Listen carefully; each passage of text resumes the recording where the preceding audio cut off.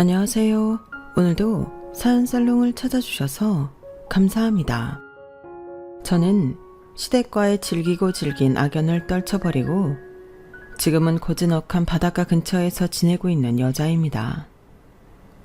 사실 제가 시댁 식구들 모두와 앙숙으로 지냈던 것은 아니었어요. 지금도 너무 그립고 보고 싶은 시아버님만은 유일하게 제 편이셨죠. 저는 남편과 거래처 사장님의 소개로 처음 만나 결혼까지 하게 된 부부였어요. 저는 당시 작은 가죽 가방 공장에서 격리로 일하고 있었고 남편은 다른 회사의 직원이었어요. 그러다 저를 평소 좋게 보셨던 사장님이 다리를 놓아주셨고 결혼까지 하게 되었던 거죠. 저는 제 가정을 갖는다는 것에 정말 큰 의미를 두고 있었어요. 왜냐하면 제가 어릴 때 부모님이 이혼했는데 저는 아빠 손에 맡겨졌다가 아빠마저 바로 재혼을 하면서 버려지다시피 했거든요. 그 모든 것을 제 힘으로 하다 보니 가족이 갖고 싶다는 생각을 많이 했죠. 결혼을 하면 시부모님을 제 부모처럼 모시고 남편 내조도 성실히 하며 아이도 둘, 셋 정도 낳아서 알콩달콩 살고 싶은 게 제 꿈이었어요. 연애할 때만 해도 남편은 일을 그만두고 내조를 하겠다는 저의 생각을 아주 좋아했어요. 집안 살림을 모두 제게 맡기겠다고 했었죠. 하지만 결혼 후 막상 일을 그만두자 툭 하면 제게 푸념을 털어놓거나 볼멘 소리를 하며 스트레스를 전가하더군요. 사실 남편은 한 가지 일에 집중을 못하는 스타일이었어요. 다니던 회사가 마음에 안 들면 바로 그만두거나 연락 없이 잠적해버리고는 했죠. 그러니 경제적으로 우리는 항상 허덕일 수밖에 없었어요. 그나마 정말 힘들 때는 시아버지가 조금씩 도와주시기는 했지만 한 직장을 오래 다니지 않는 한 근본적인 문제는 해결될 수가 없었죠. 그래서 돈이 바닥을 보일 때면 남편은 제가 무직인 탓을 하고는 했어요. 결혼 전과 확연히 달라진 남편의 태도에는 시어머니와 두 시누이가 부채질을 한몫도 컸어요. 시어머니는 저를 볼 때마다 온갖 이유를 가지고 꼬투리를 잡기 바쁜 분이었거든요. 시누들 역시 저를 대하는 태도는 어머니와 크게 다를 바 없었어요. 그럼에도 불구하고 저는 정성껏 시댁을 모시려고 노력했는데 그 이유는 바로 시아버지 때문이었어요. 어머님에게는 제가 부모와 연도 없이 산 것이 큰 흉이었지만 아버님에게는 제가 더 안쓰러웠던 이유가 됐었죠. 그것뿐만이 아니었어요. 결혼 후 일을 안 하고 살림에 매진하는 저를 시어머니는 능력 없다고 무시했지만 시아버지는 제 덕분에 집에 항상 온기가 돌고 청결하다며 좋아하셨었죠. 이렇게 저를 대하는 두 분의 온도차는 극과 극이었어요. 어쩌면 매번 저를 감싸고 도는 시아버지 때문에 어머님이 저를 더 미워했을 수도 있고요. 시아버지와 시어머니의 사이도 그다지 좋은 편은 아니었어요. 얼핏 들은 이야기로는 시어머니도 모진 시집살이를 겪었고 중간 역할을 못했던 아버님께 원망이 많았다고 하더군요. 어머님의 시어머니가 돌아가시고 아버님이 고생한 아내의 마음을 돌봐줄 시간도 없이 사업을 시작하는 바람에 서로 가까워질 시기를 놓쳤던 거예요. 어머님은 이혼을 생각했다가도 아버님의 수입이 적지 않자 그걸로 나름 위안을 삼으며 살아오신 것 같더군요. 아버님이 제가 말씀하신 건 완전히 다른 입장이었어요. 별 볼 일 없던 아버님께 당시 유산을 물려주는 대신 자신을 모시라는 친엄마 때문에 와이프가 고생하는 것을 적극적으로 참견할 수가 없으셨다고 해요. 다행히 약속대로 돌아가시면서 유산을 물려주셨고요. 그 돈으로 사업을 바로 시작했고 운 좋게 아버님의 사업은 잘 흘러갔지만 집에서는 항상 외롭고 쓸쓸한 외톨이 같았다고 하셨어요. 어머님과 자식들은 자신을 돈 버는 기계처럼 재촉하기만 했고 얼마를 갖다 줘도 만족을 못했대요. 아버님이 정작 이혼을 하고 싶어도 3명의 자식들이 영 인간구실을 못하니 그것도 마음이 쓰여서 어쩔 수 없이 포기했다고 하시더군요. 장남이었던 남편은 진득하니 한 가지 일을 꾸준히 못하는 사람이었어요. 핑계는 항상 그럴듯 했었죠. 회사가 자기와 맞지 않네. 회사 사람이 불편하게 하네. 아버님처럼 자신은 사업이 맞을 것 같네 등등. 걸핏하면 말도 안 하고 그만둬버리기 일쑤였어요. 밑에 첫째 동생인 신우이는 일찍이 고등학교 때 혼전 임신으로 사고를 쳐서 속으로 엄청 썩였고요. 애도 낳았겠다. 결혼하고 잘 살았으면 좋았겠지만 애 아빠와 헤어지고 그 뒤로도 남자를 손바닥 뒤집듯이 갈아치우면서 노는데 정신이 팔려 있었던 거예요. 결국 참다 못한 애 아빠가 자신이 키우겠다며 아이를 데리고 갔지만 신우이는 슬퍼하지 않았대요. 오히려 귀찮게 구는 애가 없어졌으니 더 본격적으로 놀기 시작했다는 거죠. 그 뒤 한 번도 아이를 만나러 가거나 소식을 물은 적도 없다더군요. 작은 신우이 역시 대단한 인물의 소유자였어요. 돈으로 속을 가장 많이 썩인 장본인이었거든요. 언젠가부터 사치에 눈을 뜨면서 돈이 생기는 족족 취장하는데 다 써버렸던 거예요. 나중에는 아버님이 화가 나 용돈을 끊어버리니 대출까지 받았다고 했는데 결국 그걸 해결한 것도 아버님이셨죠. 그때 머리가 금방 휘어버릴 정도로 신경을 많이 쓰셨대요. 그런 못난 자식들이 셋이나 되는데 시어머니는 방관자처럼 손을 놓고 있었고 오히려 넷이서 아버님을 은근히 왕따시켰나 보더군요. 자신의 인생이 허무함 그 자체였던 아버님은 사업이고 뭐고 때려치우고 싶을 만큼 힘들었고 그때 마침 제가 며느리로 들어온 거예요. 남편이 그 회사에서 그나마 6개월 정도 일했을 즈음 저와 소개로 만나 연애 결혼을 순차적으로 하게 되었죠. 결국 남편은 그 벌은 누구 못 준다고 그 직장마저 인연을 못 채우고 퇴사를 해버리기는 했지만요. 가장이 되어도 뭔가를 시작했다가 금방 끝내버리기를 계속했어요. 그러고는 제가 무직인 탓을 하기 시작했고요. 저도 다시 일을 하려고 아예 노력을 안 했던 것은 아니에요. 그렇게 제가 집에서 살림하는 게 싫으면 직장을 다시 구하겠다고 했죠. 하지만 제 복직에 가장 회방을 놓았던 건 시모와 두 신우이였어요. 특히 시모는 제가 일도 안 하고 능력 없다 하면서 온갖 잡일에는 저를 꼭 불러다 일을 시키고는 했어요. 예, 나 저기 준호 엄마랑 일본 좀 갔다 올까 하는데 말이야.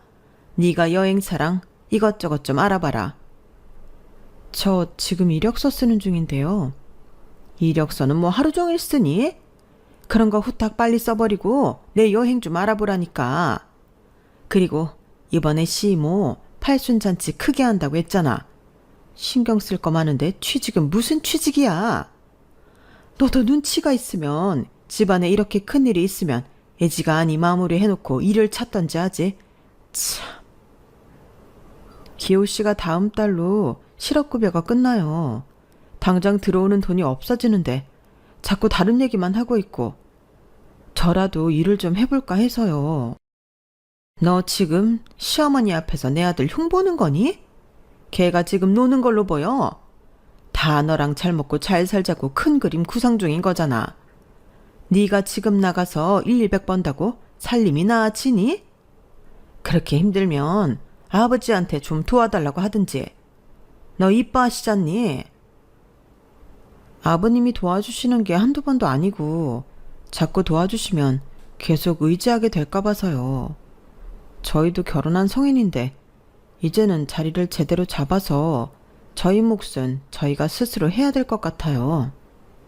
그러니까 네가 결혼하자마자 일을 관두니까 이런 일이 생기는 거 아니니?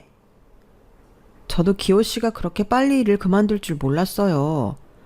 딱히 다른 곳에서 일을 시작할 생각도 없는 것 같아서 이제서라도 제가 복직을 해보겠다는 거예요. 몇 번을 말해. 집에 큰일 앞두고 무슨 복직 같은 소리야. 이렇게 시몬은 앞뒤가 안 맞는 말들로 제 속을 뒤집어 놓기 일쑤였어요. 시모의 팔순이 끝나자 또 다른 일들로 저를 꼼짝 못하게 만들더군요. 이번 김장 때 한 일주일 창원 친척 댁에 네가 내려가서 일손 좀 거들어라. 갑자기 김장이요? 저 다음 주부터 면접 약속이 몇 군데 좀 잡혀 있는데요. 드문드문 면접이 있고 지금 계속 다른 연락도 기다리는 중이라 창원에서 일주일이나 머무는 건 좀 어려울 것 같아요. 하, 얘 좀 봐라. 그럼 지금 허리 안 좋은 내가 가서 하리? 우리 며느님이 면접 보셔야 되니까 우리 집에서는 아무도 못 간다고 하면 창원집이 퍽 더 좋아하시겠다. 거기 12남매에다가 그 자식들, 그 밑에 손주들 것까지 다 해서 하루 이틀에 못 끝내는 거 너도 알잖아. 아무리 다들 와서 거들어도 일주일도 모자라는데 그 면접이고 뭐고 나중에 또 보면 되잖아. 1년 중 김장보다 더 중요한 행사가 어딨다고. 너 그리고 생각해봐라. 그러고 창원 안 내려가고 그 면접 똑 떨어지면 너 어떻게 얼굴을 들고 다니려고 그래. 거기가 뭐 한 달에 1,000만 원씩 벌어올 수 있는 직장이야. 그게 아니라 저희 정말 조만간 장고 바닥나요, 어머니. 진짜 이제는 저라도 일 시작해야 돼요. 몇 번을 말해. 아버지한테 말하라고.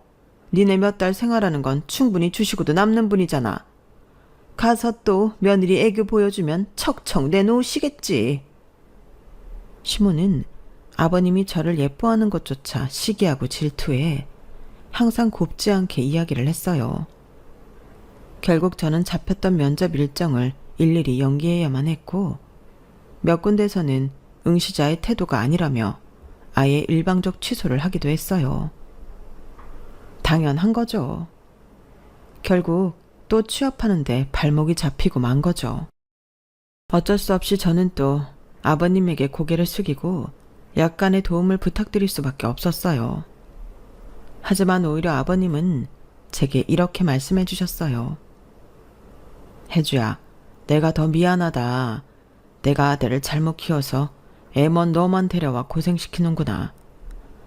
기어 그놈의 자식 생각하면 정신 차리게 한 푼도 주고 싶지 않지만 네가 이렇게 쩔쩔매는 모습을 보니까 안쓰러워서 안 도와줄 수가 없구나. 내가 다시 기호 불러다가 크게 혼내주마. 하지만 남편은 역시나 아버님의 말을 귓등으로 흘려들을 뿐이었죠. 언제나 한결같이 일 시작하려고 준비 중이라는 말만 반복했으니까요. 그리고 충격적이었던 것은 창원에 김장을 하러 일주일 넘게 저 혼자 갔을 때 허리가 아프다던 시모와 두 시누이가 제주도를 다녀왔다는 것을 나중에 알게 되었어요. 어머님, 저는 취업하려고 잡은 면접들도 다 취소하고 창원까지 내려가 김장했는데 왜 아가씨들이랑 제주도에 갔다고 말씀 안 하셨어요? 말했으면 네가 보내주는 것도 아닌데 뭐 그렇게 눈에 쌍심지를 켜고 따지듯이 묻니? 하필이면 진아가 그때로 제주도 여행을 예약해놨고 취소 환불 다 안 된다고 해서 우리도 울며 겨자 먹기로 갔다 온 거야. 누군 좋아서 간 줄 아니? 아가씨 SNS에서 봤어요. 좋은 호텔, 좋은 레스토랑, 좋은 곳만 다녀오시고 행복해 보이셨어요. 아주 걔는 눈치 없게 그런 걸 또 왜 올려갖고. 아무튼 이왕 간 거 그럼 넌 우리가 시무룩해서 다녔으면 좋겠다는 말이니? 그게 아니라 제가 가고 싶었던 곳 면접까지 다 취소하고 가서 한 김장인데 어머님이랑 아가씨는 여행 가신다고 저 혼자 그 먼 창원을 보내셨잖아요. 조금 서글퍼서 그래요. 서글픈 것도 많다. 너 진짜 서글픈 게 뭔 줄 알아? 기호 할머니가 나한테 시집살이 시켰던 거야. 지금도 생각하면 아주 이가 갈려. 여자랑 겸상하면 재수없다고? 난 밥도 항상 나중에 다 먹고 남은 거 먹게 하고, 산딸 다 돼서 애가 나올랑 말랑 아파 죽겠는데 산부인과 남자의사 앞에서 다리 벌리고 있는 거 보기 흉하다고? 어떻게든 애 셋 다 집에서 낳게 한 사람이 바로 우리 시어머니다. 내가 너한테 이렇게 하디? 너 내가 진짜 쉽사리가 뭔지 보여줄까? 어머니, 제 말은 그게 아니라. 그게 아니면 뭐? 어머니도 시어머니한테 그렇게 모진 시집살이 당하셨었다면서 저를 왜 이렇게 미워하세요? 내가 널 언제 미워했다고 그러니? 남들이 들으면 날 진짜 나쁜 시애미로 알겠네. 아, 그거 혼자 김장하러 한번 갔다 왔다고 입이 대빨 나와가지고는 내 앞에서 시집살이 어쩌니 저쩌니 하고.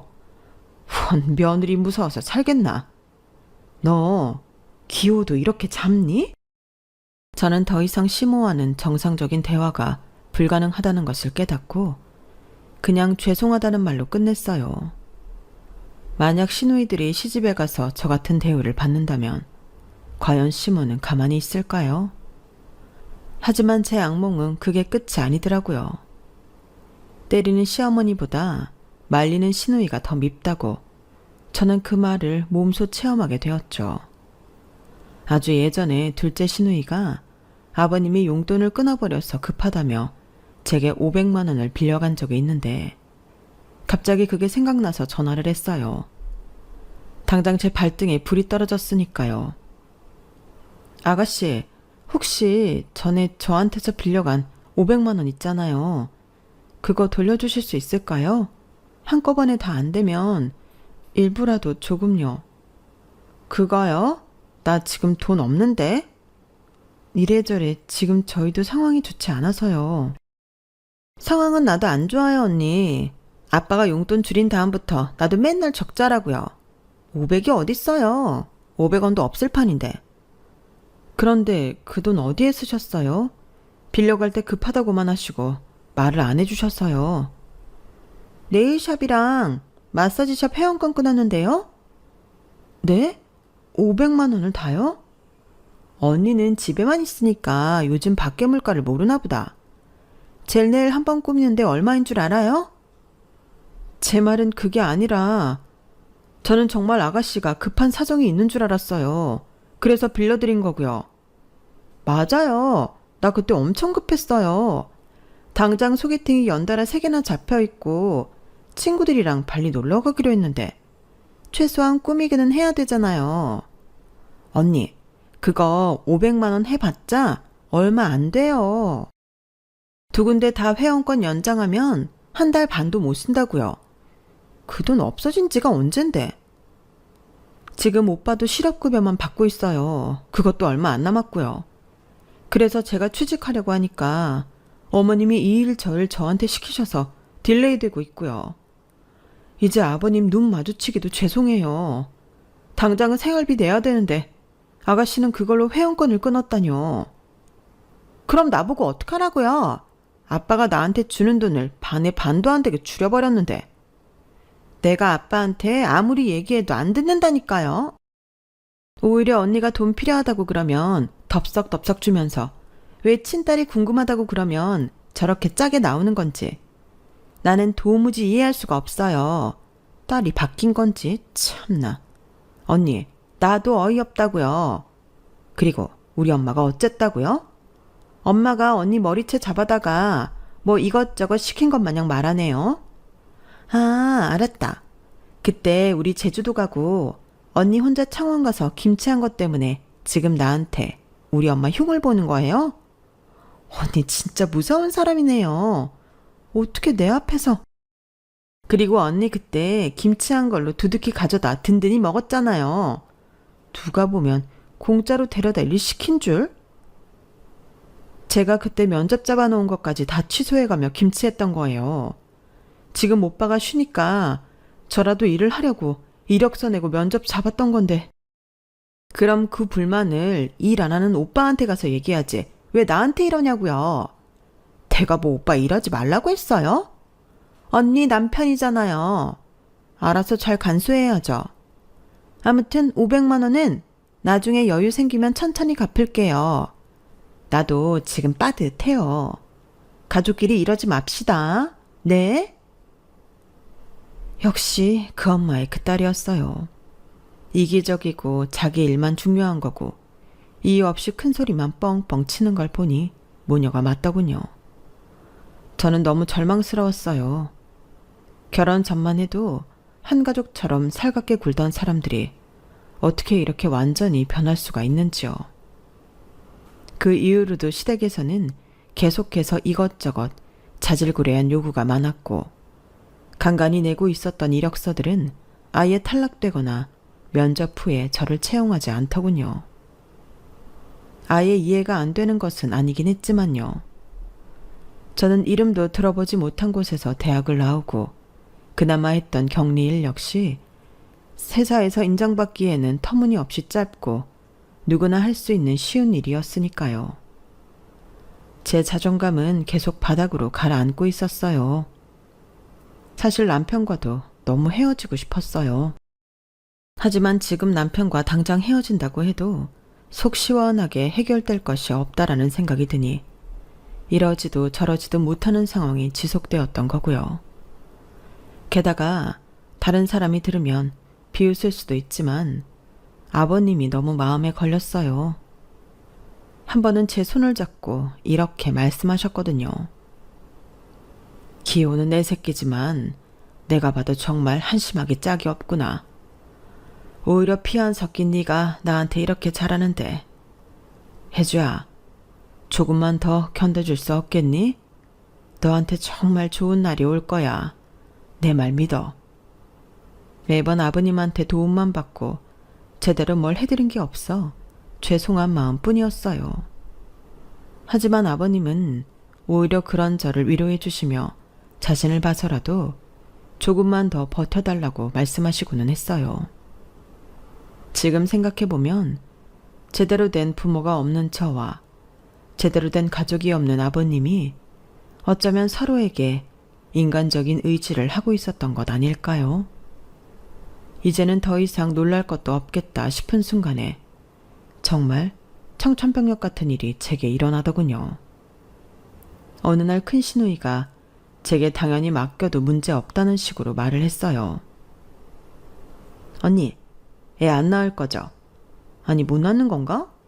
아무튼 애 좀 맡아줘요. 애요? 갑자기 무슨 애요? 내 딸이요, 승아. 승아요? 걔는 애 아빠한테 가 있다면서요. 그 사람 죽었대요. 승아 할머니랑 할아버지가 나보고 갑자기 데려가라잖아요. 짜증나게. 애 아빠가 죽어요? 왜요? 아, 몰라요. 아무튼 언니가 승아 좀 맡아서 키워줘요. 난 애랑 정은 없지만 그렇다고 길거리 나앉게 둘 수도 없잖아요. 그런데 그 아이를 제가 왜 맡는 건지 아무리 생각해도 언니밖에 없어요. 저는 일하잖아요. 그것도 3교대. 애만 내가 데리고 오는 거지. 그게 뭐 같이 사는 거겠어요. 언니 지금 일하는 것도 아니고 애도 없잖아요. 언니 애라고 생각하고 키워줘요. 애 봐주면 내가 아빠한테 잘 얘기해서 언니 100이나 200 정도는 주라고 할게요. 아빠가 또 언니면 끔뻑 죽잖아요. 어머님도 집에 계시고 둘째 아가씨도 지금 일 쉬고 있는 걸로 아는데 굳이 저희 집으로 아이를 보내신다는 이유가 뭐예요?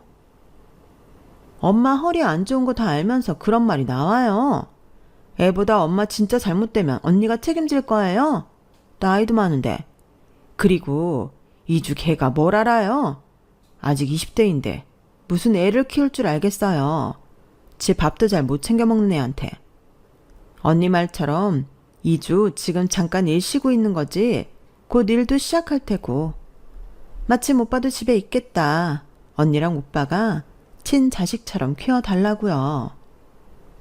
부탁이 아닌 명령조의 시누이 말투에 한번 놀랐고 시댁에서 저를 정말 하찮은 사람으로 생각하고 있다는 것에 2번 놀라게 되더군요. 하지만 여태껏 얼굴도 본 적 없는 아이를 제가 갑자기 맡아서 키운다는 게 말처럼 쉬운 건 아니에요. 그리 간단한 문제도 아니고요. 알아요, 알아. 그러니까 아빠한테 얘기해서 승아 봐주는 돈 언니 주겠다니까요. 그리고 내가 뭐 계속 언니한테 맡아달라고 하겠어요? 나도 새로 결혼도 하고 자리 좀 잡으면 알아서 데리고 갈게요. 아이 얘기 다른 가족들도 알아요? 엄마랑 이주는 알고 아빠는 요즘 집에서도 통 얼굴을 못 봐서 말 못했어요. 참, 오빠한텐 얘기하니까 데리고 와도 상관없다는 듯이 말하던데 괜히 언니만 좀 유난스러운 거 아니에요? 네? 기호 씨가 상관없다고 그랬다고요? 네, 오빠 완전 쿨하던데. 아빠한테 돈 받아서 주겠다니까 엄청 좋아하던데요. 언니도 좀 쿨해집시다. 엄마랑 이주도 당연히 언니가 봐줄 거라고 생각하고 있고요. 저는 너무 기가 막혀서 아무 말도 안 나오더군요.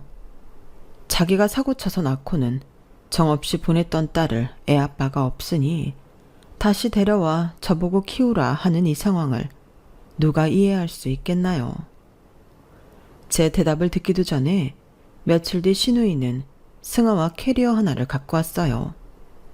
승아야, 여기 있는 외숙모가 이제 널 돌봐줄 거야. 엄마라고 생각하고 말 잘 듣고 얌전히 굴어. 아니다.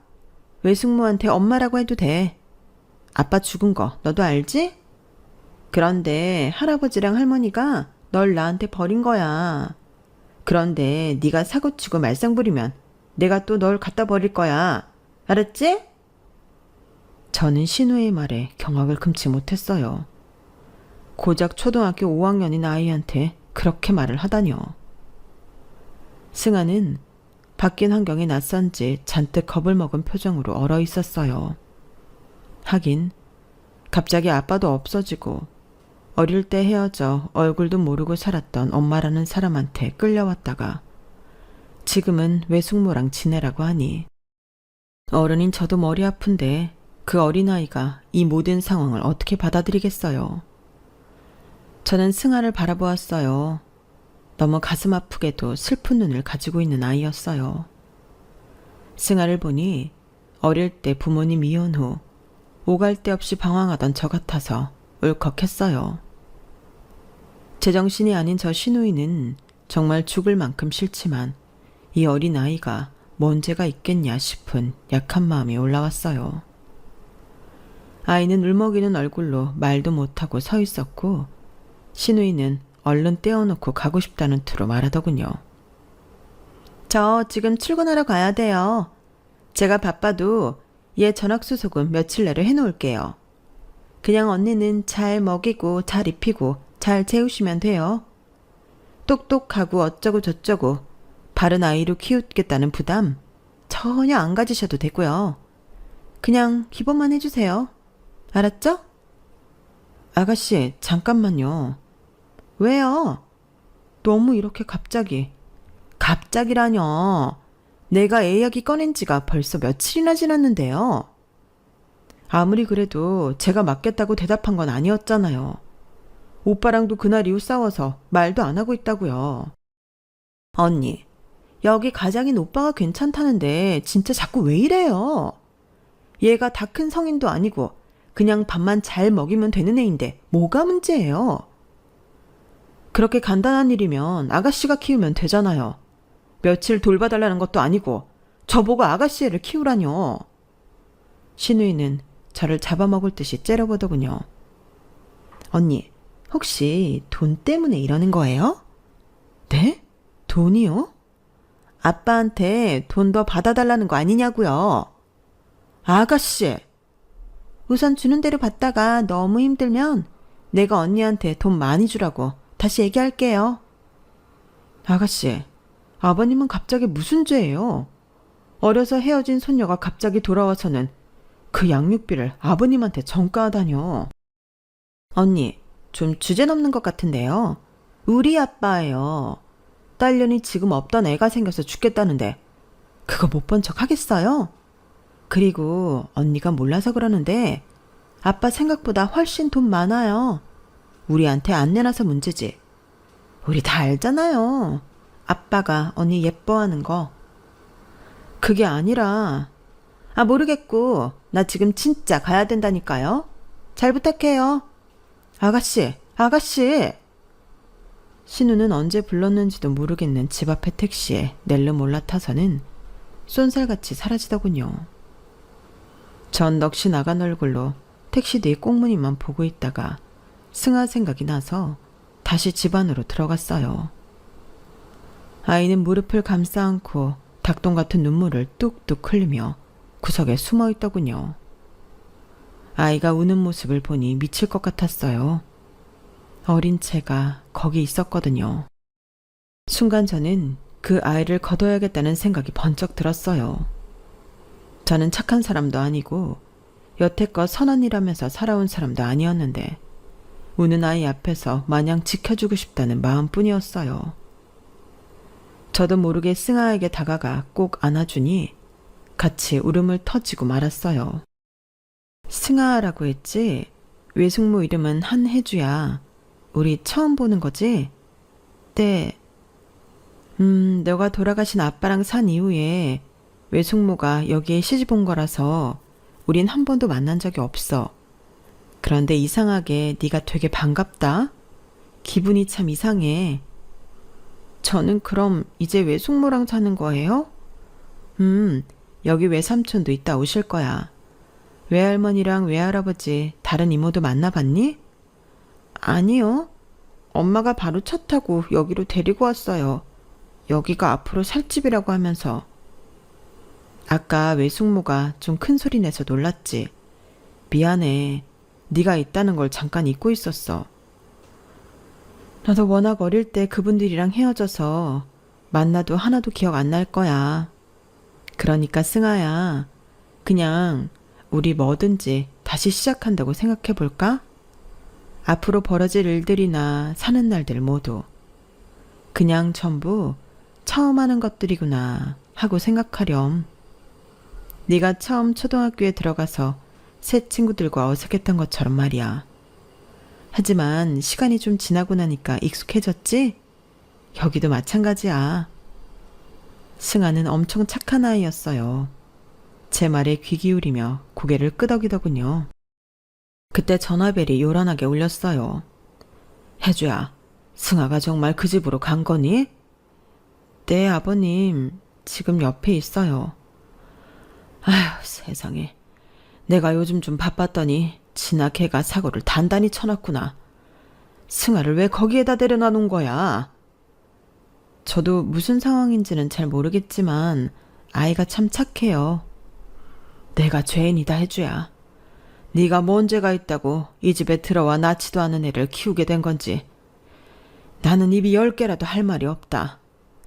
내가 자식 농사를 아주 잘못 지은 거지. 아버님, 그런 말 마세요. 시간이 해결해 줄 거예요. 지금은 모두가 당황스러워서. 아버님이 쩔쩔 매는 모습이 수화기 너머로도 보이는 것 같아 눈을 찔끔 감아버렸어요. 저녁이 되고 남편이 집에 들어오더군요. 얘야? 네가 승아야? 안녕하세요, 외삼촌. 맞아. 내가 네 외삼촌이야. 그래도 너 덕분에 외숙모한테 잔소리는 좀 덜 듣겠다. 당신 그게 무슨 말이야? 네가 맨날 나한테 잔소리 하잖아. 실업급여는 끝나가고 취업은 힘들다고. 애 맡아주면 아빠가 돈 준다 그랬다며.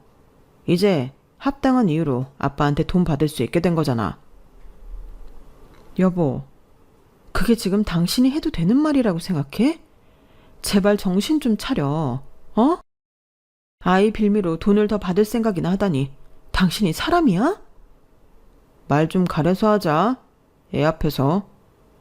남편은 정말 인간이기를 포기한 것 같았어요. 승아가 눈치를 또 보는 것 같아 저는 방으로 데리고 가 다시 이야기를 나누다 함께 잠에 들었어요. 승아는 정말 착하고 하나도 걸리는 게 없는 아이였어요. 전에 할아버지 할머니가 눈칫밥을 줬는지 시키지도 않은 일까지 알아서 하더군요. 그 모습이 기특하면서도 안쓰러웠어요. 그렇게 서서히 저와 승아는 가족이 되어가고 있었어요. 아이가 있다는 것은 참 특별한 느낌이었어요. 비록 제가 낳은 아이는 아니지만 뭔가 가슴 깊숙한 곳에서부터 전에 느껴보지 못한 많은 감정들이 오가더군요. 말로 형용하기 힘든 것들이었어요. 승아도 제게 많이 의지하는 것이 차츰 보였어요. 남편과 시댁만 생각하면 정말 답답하기 짝이 없었지만 언젠가부터 승아가 제 하루의 원동력이 되어주더군요. 시누이나 시모는 한 번도 아이를 보러 오지 않더군요. 그런 것들을 남편 역시 신경 쓰지 않았고요. 오로지 아버님만이 저와 승아를 살뜰히 챙겨주셨어요. 하지만 하늘이 무너지는 소식을 듣게 되었어요. 아버님이 췌장암 말기로 손을 쓸 수 없게 됐다는 것이에요. 아버님, 정말이에요? 거짓말이죠. 아버님이 왜? 혜주야, 인생 참 정말 허무하기 짝이 없구나. 내가 병으로 죽게 됐다니. 아버님, 희망 잃지 마세요. 우리 할 수 있는 거 다 해봐요. 네? 큰 병원은 지금 벌써 몇 군데 돌았다. 수술은 할 수 있지만 살 확률은 아주 적다고 다들 입을 모아 말하더구나. 나 그렇게 추잡스럽게 수술만 받다가 죽고 싶지는 않아. 그런 말씀 마세요. 제가 이 집에서 왜 버텼는데요. 다 아버님이 계셨기 때문이에요. 아버님이 포기하시면 저는 이제 어떻게 살아요? 눈물이 멈추지 않았어요. 저와는 인연이 없었던 부모라는 복을 아버님한테 모두 받았는데 갑자기 췌장암이라니. 혜주야, 내가 너한테 정말 마지막 부탁 하나만 해도 되겠니? 뭐든 말씀만 하세요. 내가 죽더라도 잠시만 이 집에서 꼭 버텨다오. 너한테 꼭 좋은 일이 생길 거다. 내가 죽더라도 이건 너한테 꼭 약속하마. 아버님은 아버님이 돌아가시면 시댁 식구들 중 저를 아껴줄 사람이 없는 걸 아시고 제가 버림받을 거라고 생각하신 것 같았어요. 아니면 제가 먼저 이 집안과 인연을 끊어버리던지요. 저는 아버님이 부탁하신 3개월은 꼭 버티겠노라 약속드렸어요. 그로부터 얼마 후 정말 손도 못 쓰고 아버님은 세상을 등지셨어요. 하늘이 무너지고 저 역시 죽고 싶은 생각뿐이었죠. 이런 저를 보며 시모와 시누이들은 오히려 손가락질 하더군요. 언니, 누가 보면 언니가 아빠 딸인 줄 알겠어요. 적당히 좀 해요. 우리도 이렇게 가만히 있는데 아침부터 저녁까지 그렇게 눈물이 나요? 쥐어짜는 거 아닌가 몰라. 남편을 포함한 시댁 식구들은 이상하리만큼 차분하고 슬픈 기색이 없었어요. 아버님한테 돈만 받아다 썼지 가족이란 느낌이 전혀 없기는 했지만요. 아버님의 유품 역시 제가 다 정리했어요. 시모와 신우들은 꺼림칙하다며 손도 대지 않고 있었거든요. 돈이 얼마나 있으셨는지는 몰라도 아버님 또한 참 검소하게 사셨더군요. 눈물로 또다시 며칠을 보냈어요. 아버님의 49제까지 저는 살이 10kg이나 빠져버렸어요. 결국 마지막으로 아버님을 보내드린 제사상을 차리다 저는 기절을 하고 말았어요. 그동안 신경을 쓴 데다가 밥도 못 먹고 허약해져 있는 찰나 몸살 감기까지 왔으니 몸이 더 이상 버티지를 못했던 거죠. 집에 저와 승아뿐이었고 아이가 119에 전화를 했더군요. 응급실에서 몽롱한 정신으로 눈을 뜨니 승아가 울면서 제 손을 꼭 잡고 있더군요. 승아야, 울지 마. 숙모 괜찮아. 응급처치를 하고 그 조그만 아이의 부축을 받으며 응급실을 나왔어요. 어지러움이 가시지를 않더군요. 자정을 한참 넘기고 집에 오니 제가 차리다만 제사상이 그대로 있고 아직 아무도 없더군요. 저와 승아는 둘이 간소하지만 간절히 아버님의 명복을 비는 마음으로 제사를 마쳤어요. 새벽 3시가 넘어 도어락 열리는 소리와 함께 4명의 시댁 식구가 모습을 드러냈어요. 모두가 하나같이 취기가 가득해 혀도 꼬부러지고 몸도 제대로 못 가누더군요. 이게 뭐야? 간소하게 제가 제사 지내드렸어요. 아버님 49제시잖아요. 간소? 그런 걸 왜 하냐? 그런데 너 얼굴은 꼬라지가 왜 그러냐? 사실 잠깐 기절을 했는지 승아가 119를 불러서 응급실에 다녀오는 길이에요. 언니, 웃기지 마요. 49제는 무슨? 저런 기분 나쁜 제사상 차려놓고 누구한테 착한 며느리라면서 보여주려고요? 그냥 응급실 침대 가서 자고 온 거 아니에요? 맞아, 꾀병이지 뭐. 취한 남편과 시모, 시누이들은 역겨운 냄새를 풍기며 저를 실컷 조롱했고, 아버님이 부탁하신 3개월까지는 아니더라도 49제까지 제 손으로 보내드린 것에 만족하며 이제 이 집안과 인연을 끊어야겠다는 생각이 들었어요. 저는 다음 날부터 계획을 짜기 시작했어요. 어차피 이 집에 남아있어도 사람 대접 못 받을 승아까지 제가 책임지기로 마음먹었죠. 이혼에 대해 알아보고 앞으로 어떻게 살아가야 할지 차근차근 구상하기 시작했어요. 너무 막막했지만 이를 악물었어요. 회사에 들어가는 것은 어려울 것 같으니 장사나 판매 이런 쪽으로 방향을 틀어야겠더군요. 또 저 혼자면 모르겠지만 아이까지 데려가려면 잠깐씩 하는 아르바이트로는 택도 없을 것 같았어요. 밤낮 인터넷을 뒤지고 뒤져 정보를 수집했어요. 그러던 어느 날 나이스한 수트 차림을 한 말끔한 신사가 저를 찾아왔어요. 안녕하세요. 저는 40년 동안 성규종 사장님의 개인 자산을 관리해온 이성한입니다. 아버님의 개인 자산이요? 그런데 무슨 일로 저를 찾아오신 거죠? 성규종 사장님의 유산 문제가 아직 해결되지 않은 것은 알고 계시죠? 네.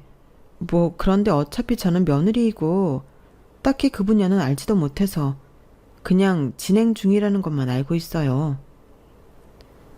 사장님의 유산을 한해주 씨께 전부 남기기 위해 시간이 좀 걸렸습니다.